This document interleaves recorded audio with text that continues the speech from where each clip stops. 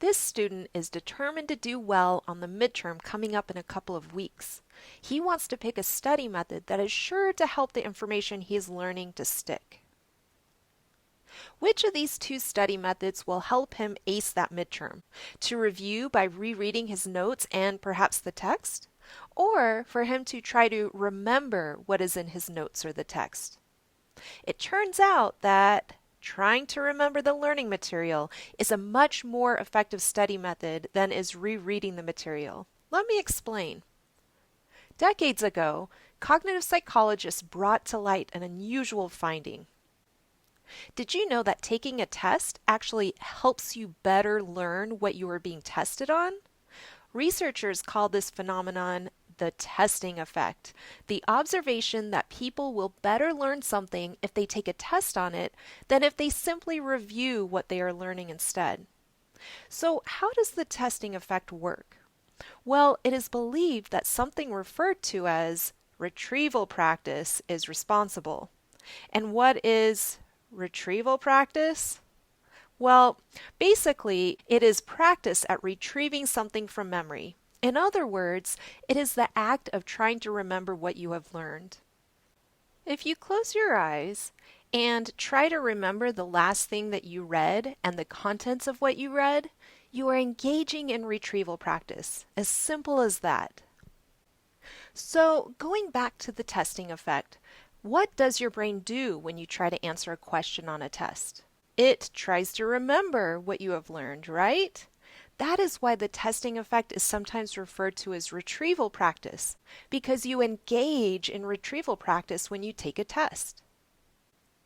Okay, but how can retrieval practice be a better study method than reviewing? Well, retrieval practice works by strengthening neural pathways in the brain. Everything we think of and know involves a pathway of brain activation. The more a pathway is activated, the more easily it is triggered in the future.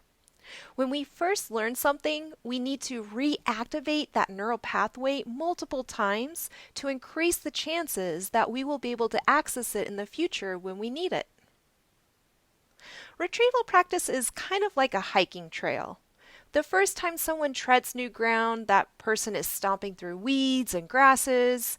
However, the more people who walk along that same path, the more established and easy to follow it will become.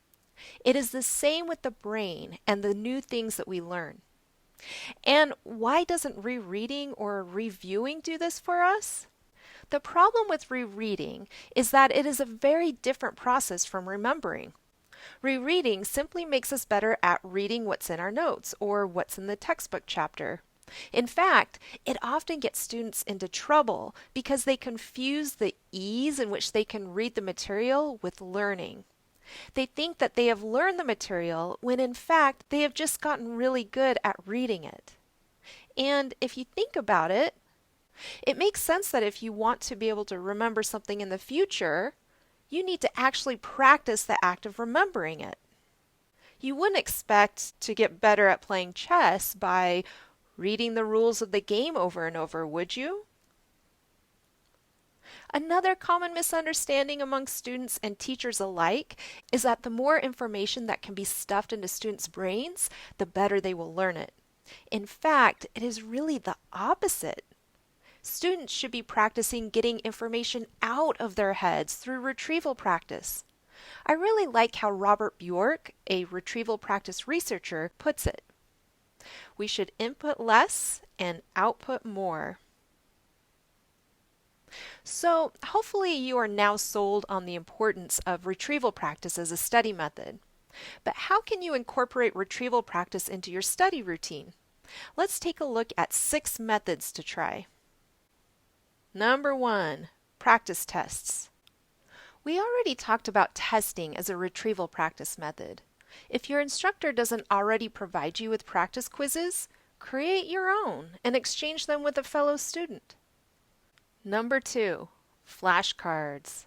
Flashcards are another great way to test yourself and engage in retrieval practice. You could go old school and use index cards, or you can hop online and create some using one of the many flashcard applications on the web. Number 3, brain dumps. Just finished reading a textbook chapter or attending a lecture? Pull out a piece of paper and your favorite writing utensil and jot down everything you can remember. This is sometimes lovingly referred to as a brain dump. And remember, no peeking back at the text or your notes. You will likely be surprised at how little you are able to remember, despite perhaps feeling like you had just learned so much. This is why you need retrieval practice in your life. Go back and check your notes and the text, and then try some more retrieval practice again later. The more you engage in retrieval practice, the stronger your learning for the material will be.